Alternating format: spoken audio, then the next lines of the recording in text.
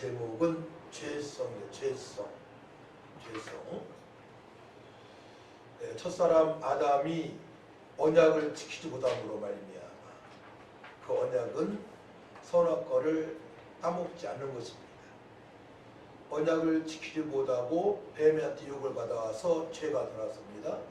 그래서 모든 사람들은 죄를 범했기 때문에 하나님께 영광 돌릴 수 없는 삶을 살아갑니다. 또 모든 사람은 죄인이에요. 죄인. 그래서 죄의 결과는 첫 번째 뭐라고 했어요? 사망입니다. 사망. 죄의 쌌은 사망이라. 한 번 죽는 것은 사람에게 정해진 것이요 그 위에는 심판이 있으니 말씀하십니다. 그래서 이제 첫사람 아담과 하와 사이에 가인과 아벨이 탄생되어졌는데 그때 가인이 아벨의 그 제사 하나님께 받으시는 제사에 질투해서 아벨을 가인이 쳐 죽이게 됩니다. 그것이 지구상의 첫 번째 살인 사건이에요. 그래서 아담과 하와한테 죄가 들어왔을 때에 그들은 하나님을 쳐다볼 면목이 없었어요. 숨었습니다. 숨고 두려워하고 또한 서로가 미루고 시기하고 질투하고 원망하고 또한 사람을 죽이고 그래서 모든 사람은 그렇기 때문에 죽음을 맞이해야 되는 것입니다. 그런데 예수 그리스도를 믿는 자들은 의인인데도 불구하고 죄성이 있다고 말씀하세요. 죄성. 사도 바울이 기록하는 것이 그것입니다. 내 안에는 선도 있고 악이 있다는 거예요. 내가 죄인 중에 괴수라고 고백을 합니다. 그래서 이 땅에 살아가면서 이제 예수 그리스도를 믿지 않는 자들은 죄인으로 살아가고 있는 것이고 지금까지 그 중에 택한 백성이 있게 되면 택한 백성들은 복음이신 예수님을 또한 전도할 때 듣고선 그들의 왕으로 주인으로 하나님의 아들로 그리스도로 믿게 되면 구원을 받습니다. 그때까지는 죄인이란 말이에요. 근데 죄에서 해방된 죄인에서 예수 믿고 의인된 우리도 죄성을 가지고 살아가게 돼요. 그래서 날마다 말씀과 성령으로 우리 육신의 생각을 초복종을 시켜야 되는 거예요. 이것이 사도 바울의 괴로움이란 말이에요. 그래서 성경을 쭉 보게 되면 첫사람 아담은 선악과를 따먹으로 말고 죄인이 되었습니다. 그런데 노아는 당대 의인이에요. 당대 의인인데 이제 방주를 완성하고 구원을 원시권을 받고 난 이후에 노아가 포도주에 취해가지고 하체를 드러나게 됩니다. 이게 죄성이에요. 죄성. 자식들이 그걸 다 봤어요. 드러난 하체를. 또 아브라함은 그 당시 믿음의 조상 하나님 말씀에 철저히 순종하는데도 불구하고 자기 아내를 누이라고 속입니다. 이것이 죄성입니다. 그런데 아브라함은 그런 것이 아니고 아브라함의 아들 이삭도 똑같이 블레셋의 왕에게 또한 자기 아내를 누이라고 속여요. 그래서 아내가 너무 예뻐도 참 골치 아플 것 같아요. 적당히 예쁘야지. 적당히 속이는 거예요. 자꾸 속이게 되고 이삭은 말썽 핑계 없어요. 사실은 우물을 봤을 때에 우물을 달라고 오게 되면 적들한테 다 넘겨줬습니다. 아주 착한 사람입니다. 근데 이삭도 속였단 말이에요. 그러면 이삭의 아들 야곱은 어때요? 야곱도 팥죽 한 그릇의 장자권을 사버립니다. 또 속입니다. 자기가 사냥터에서 갔다 온 에서라고 속이고 아버지 이삭으로부터 축복을 받게 됩니다. 우리도 죄성을 가지고 살아가기 때문에 어떤 때는 이제 부모님 몰래 슬쩍 돈 100원, 1000원 이렇게 슬쩍 한 적도 있을 수 있고 어떤 아이들은 교회 다 다니면서도 슈퍼에 가서 그죠? 친구들끼리 막 혼란스럽게 막 하면서 한쪽 걱정해서 이렇게 슬쩍 훔치는 아이들도 있고 죄성입니다. 죄성. 이 죄성을 어떻게 잠재울 것이냐가 우리들의 숙제예요. 죄성을 잠재운다는 것은 결론부터 말씀드리게 되면 날마다 말씀을 보고 주님의 뜻대로 살고자 기도하여 성령 충만 받으면 됩니다. 따라합니다. 말씀 붙잡고 기도하여 성령 충만하여 주님의 뜻대로 살아가면 된다. 날마다 전도하면 됩니다. 제가 텔레비전을 한동안 안 본 적이 있어요. 언제냐면 새벽 예배에 1시간, 2시간, 3시간 기도가 되어져서 무당집에 가게 되면 무당이 벌벌 떨고 전도하게 되면 하루에 1명, 3명, 5명, 10명, 19명 전도가 되어지고 예. 그리고 기도하면서 막 기도가 걸음이 일하면서 기도가 되어지고 24시간 기도가 되어지고 어른 중에서도 아내하고 같이 차에서 찬양하고 기도하게 되면 막 눈물이 줄줄 흐르고 근데 구원의 감사가 회복되어졌을 때 성령으로 충만할 때에는 죄성이 보이지 않습니다. 그래서 어디 놀러 가는 것도 쉽지 않아요. 예. 저 낚시를 할 줄 모르는데 낚시하는 사람을 보게 되면 좀 이상해요. 날마다 전도하고 교회 중심으로 살아가야지 말씀 중심으로 살아가야지 왜 그런 건지 모르겠어요. 예. 그때는 죄성이 이제 없는 상태에서 살아가기 때문에 어려운 환경에서도 날마다 기쁨과 감사와 소망과 능력으로 살아갈 수 있는 것입니다. 근데 오늘 본문 말씀 보게 되면 이제 나오미가 나와요. 나오미가 큰 어려움에 빠졌습니다. 그것은 그의 남편 엘리멜렉이 베들레헴에서 풍족하게 살다가 풍족하게 살고 있었어요. 사실은 그냥 이사간 게 아닙니다. 그 말씀이 어디 있냐고요? 자 보세요. 우리 룻기서 1장 21절 말씀을 봅니다. 자, 성경을 보고 얘기해야 되니까 룻기서 1장 21절 말씀 같이 읽습니다. 시작. 내가 풍족하게 나갔더니 여호와께서 내게 비어 들어오게 하셨느니라. 여호와께서 나를 증벌하셨고 전능자가 나를 기롭게 하셨거늘 너희가 어찌 나를 나오미라 부르냐 하니라. 예, 베들레헴에서 풍족에 잘 사는 상태에서 이제 베들레헴 지역이 흉년되니까 어디로? 모압 지방으로 떠났습니다. 떠나고 나서 큰 사건이 여러 건 벌어지는데 첫째로 남편이 죽음을 당합니다. 두 번째로는 두 아들이 10년 후에 죽게 됩니다. 그래서 나오미가 결심하죠. 이제 다 잃어버리고 나니 믿음이 생겼는지 베들레헴으로 가기로 결심하는 그런 과정의 말씀이 오늘 읽은 본문 말씀이에요. 모든 걸 다 읽고 마라처럼 살아가고 있는 그에게 이제 베들레헴에 향한 마음이 하나님의 은혜가 임한 것입니다. 그래서 우리 철저하게 교회 중심으로 살아갈 줄 믿습니다. 말씀적으로 교회 중심으로 거룩한 삶을 철저하게 살아가야만이 하나님께 약속하신 그 풍성한 복을 누리면서 불안 중에도 기뻐하면서 살아갈 수 있음을 이 말씀을 통해서 알아야 됩니다. 죄성이란 육체의 소욕을 위해 믿음이 아닌 육체의 힘으로 욕심을 가지고 살아가려는 마음입니다. 이 국어사전 인터넷 사전을 보니까 불교 유머가 있어서 제가 그것을 잘했어요. 나름대로 제가 정리한 겁니다. 죄성이 강하게 되면 어떻게 돼요? 성령의 인도를 받지 못합니다. 그러므로 말씀에 절대로 순종할 수가 없는 것입니다. 근데 성도는 하나님의 크신 은혜 가운데 예수 믿고 죄 쓰심 받은 의인입니다. 의인, 이신칭의. 이신칭의란 바로 믿음으로 칭함을 얻었는데 하나님의 법으로 이제 하나님 자녀가 됐다는 뜻이에요. 예수님과 연합된 상태로 살아가고 있는 것입니다. 그래서 요한복음 15장 보게 되면 나는 포도나무의 너희는 가지라고 말씀하시는 거예요. 네, 포도나무가 가지 떠나게 되면 말라 빛을 쓰게 됩니다. 그렇죠?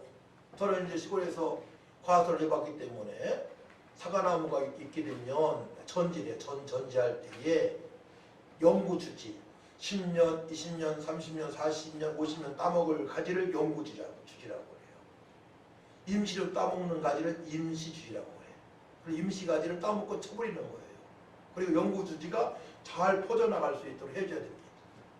딱 자르게 되면 어떻게 돼요? 한 달 지나고 두 달 지나게 되면 나무가 가지가 말라 비틀어져서 이제 아궁지에 불쏘시개로 쓰기에 합당한 나무가 되는 것입니다.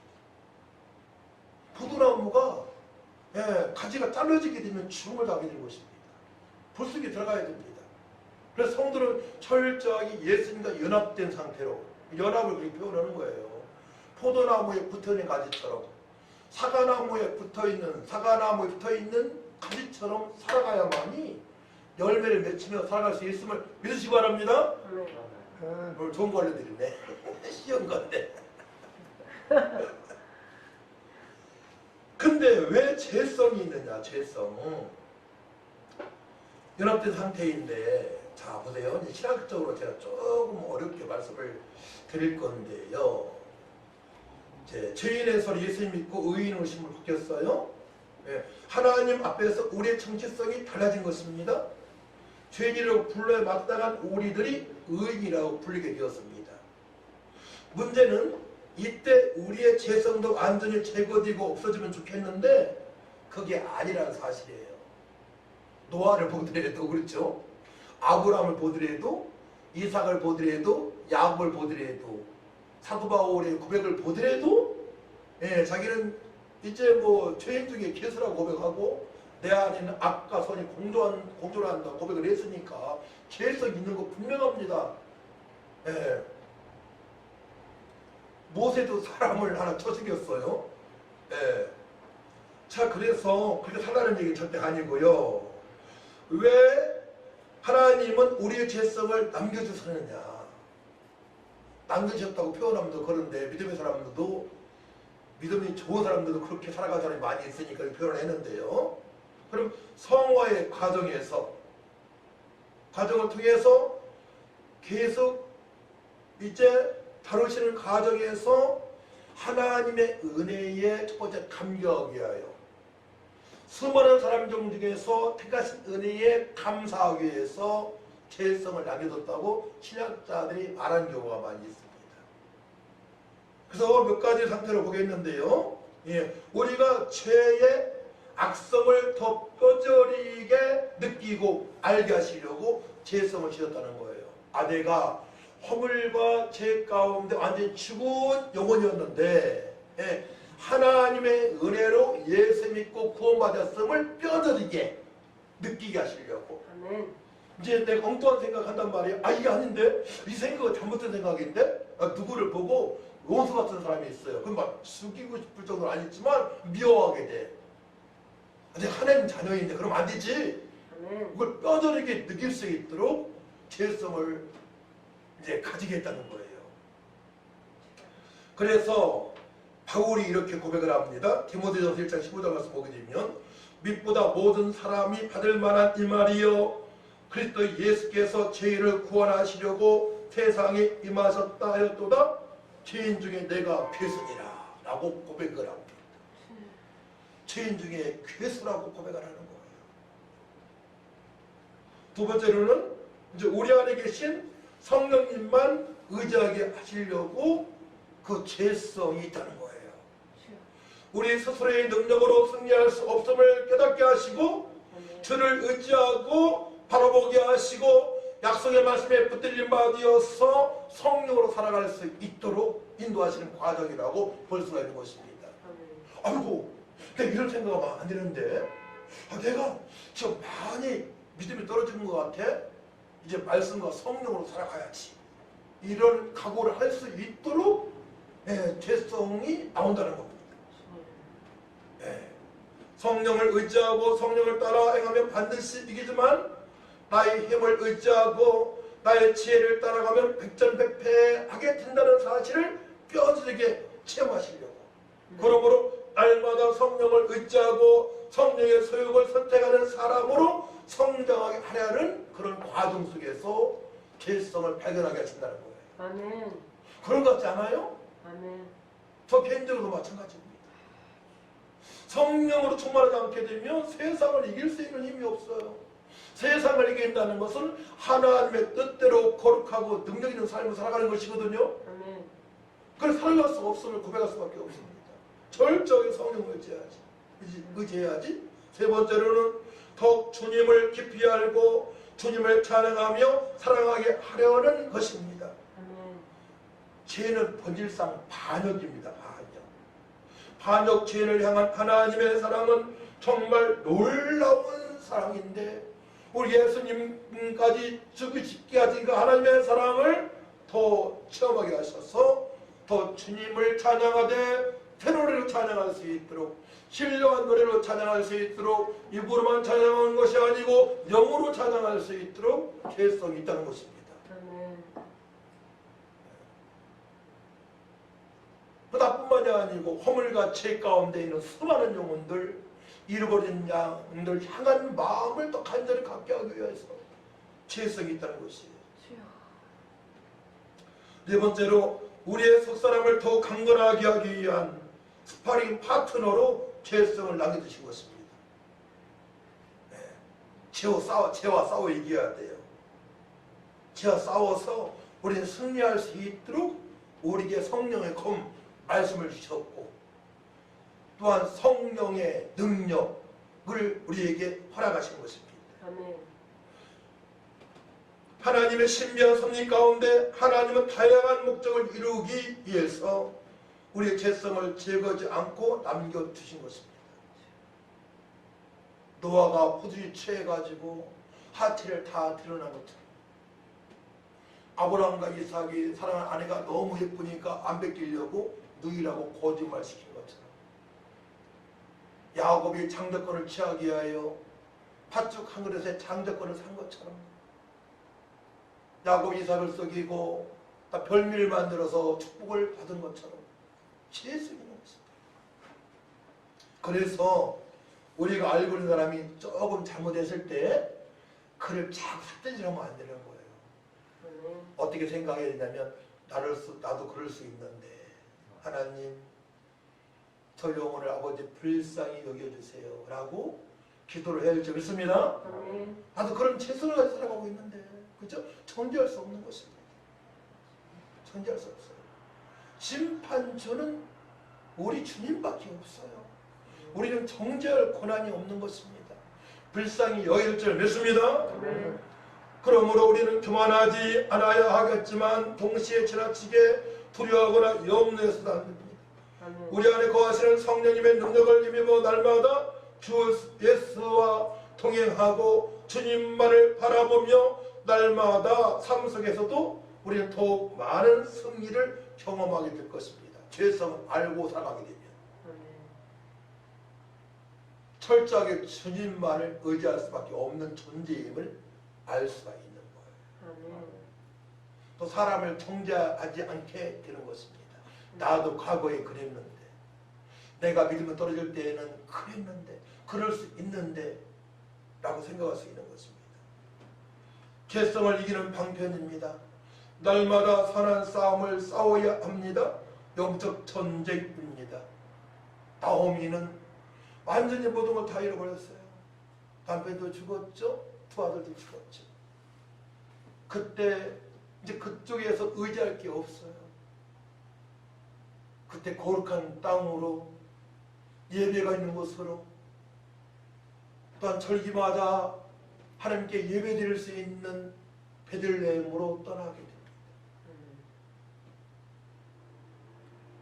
그때 어머니가 믿는 하나님을 믿겠다고 따라오는 며느리가 있어요. 한 며느리는 거기 남겠다고 나무라 가기가 남겠다고 그러고 그것이 바로 다윗의 조상이 된 예수님의 족보에 기록이 된 바로 룻입니다. 할렐루야. 믿음의 어머니를 따라가니까 복을 받게 됩니다. 모든 문제가 해결되어집니다. 아멘. 할렐루야. 아멘. 우리 철저하게 베들레헴 거룩한 땅으로 가야 됩니다. 말씀과 찬양이 있는 교회로 행해야 될 줄 믿습니다. 세상이 화려하게 보이지만 화려한 게 아니에요. 세상은 장차 망할 장망성입니다. 세상이 더럽게 보여서는 안 돼요. 종이 호랑이와 같습니다. 여기다가 호랑이 한 마리가 딱 있는데 종이 호랑이에요. 아무것도 아니에요. 세상에 두려울 필요가 없다는 얘기입니다. 말씀과 성령으로 충만하게 되면 두려움은 사라지고 기쁨과 감사와 소망으로 충만한 삶을 살아갈 수가 있는 것입니다.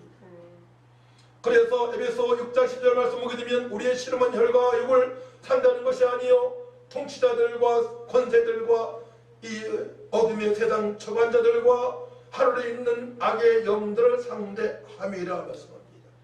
우리의 싸움은 영적인 싸움입니다. 마귀와의 싸움입니다.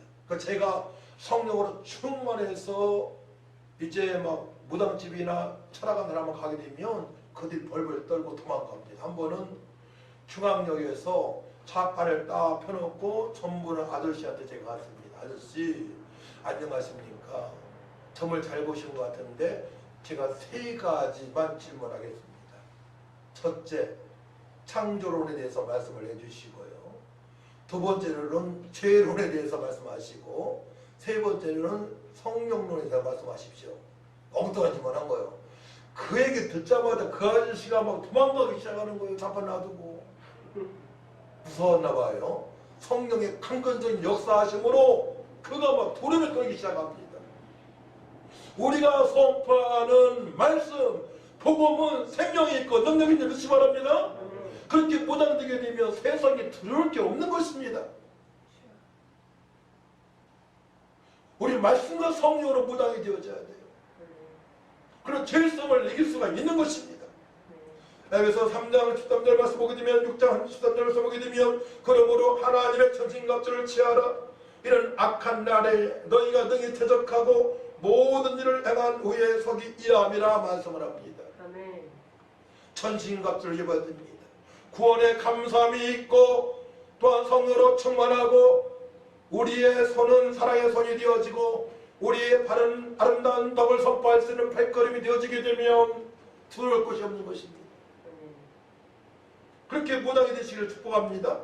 디모데전서 1장 18절 24절 말씀 보게 되면 아들 디모데야 내가 내게 이 교훈으로서 명하노니 전에 너를 지도한 예언을 따라 그것으로 선한 싸움을 싸우며 믿음과 또한 착한 양심을 가져라 말씀을 합니다. 은혜 속에 강한 자로 또한 가지고 있는 복음을 증거하며 또한 다른 제자들에게 가르칠 수 있는 능력으로 우리가 양육이 되어져서 그렇게 살아가야 되는 것입니다. 나오미와 룻, 하나님을 마음껏 경외할 수 있는 베들레헴으로 돌아왔습니다. 거룩한 땅으로 돌아오니 약속된 복이 풍성합니다. 우울한 삶을 살아갈 수 있는 거룩한 곳, 하나님을 마음껏 예배할 수 있는 곳, 자신을 위하여 배려해주는 친족 보아스가 있는 곳입니다. 그럴 때는 예배하는 예배당이 교회가 너무나 좋은 곳입니다. 서로를 위해서 기도해주는 곳, 마음껏 선정함을 창조하시고 우리를 구원하신 삼위일체 하나님께 영광을 돌리는 곳, 성령의 역사가 있는 곳, 우리가 기도하며 응답하신 하나님을 경험할 수 있는 곳. 할렐루야. 아멘. 교회를 더욱더 사랑하시기를 축복합니다. 아멘. 믿음을 유혹하는 죄성을 물리쳐야 합니다. 어떻게 해요? 교회를 더욱 사랑하면 됩니다. 교회는 말씀이 있고 찬양이 있고 기도가 있고 성령의 능력이 나타나는 곳입니다. 교회는 또한 우리가 교제할 때에 주님의 사랑을 나눌 수 있는 곳입니다. 비전을 공유할 수가 있고 우리의 문제를 터놓고 같이 또한 도구하며 이웃을 위한 사랑을 나누며 기도할 수 있는 곳입니다. 이 교회를 사랑하게 되면 여러분들이 이제 죄성을 더욱더 물리치고 성령으로 충만하고 말씀으로 충만한 일어나 빛을 발하는 삶이 될 줄 믿으시기 바랍니다. 바로 나오미를 따라간 룻이 하나님께서 약속하신 또 생명을 얻고 더 풍성한 삶을 이후에 살아가게 됩니다. 아멘. 자, 그래서 자, 우리 4장 17절 말씀을 보도록 합니다. 13절, 4장 13절 말씀 먼저 있습니다. 13절만 시작. 이에 보아스가 룻을 맞이하여 아내로 삼고 그에게 들어갔더니 여호와께서 그에게 임신하게 하심으로 그가 아들을 낳은지라. 자, 17절 룻 4장 17절 말씀 같이 씁니다. 룻기 시작. 그의 이웃 의인들이 그에게 이름을 지어주되 나옴에게 아들이 태어났다 하여 그의 이름을 오벳이라고 하였는데 그는 다윗의 아버지 이새의 아버지였더라. 할렐루야. 아멘. 돌이키니까, 세상에서 교회로 돌이키니까, 나의 생각에서 주님의 생각으로 돌이키니까, 아멘. 육신의 생각에서 영의 생각으로 돌이키니까, 죄성을 물리치니까 어떻게 돼요?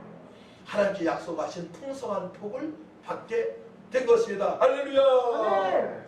우리 찬양하고 기도하고 마칩시다.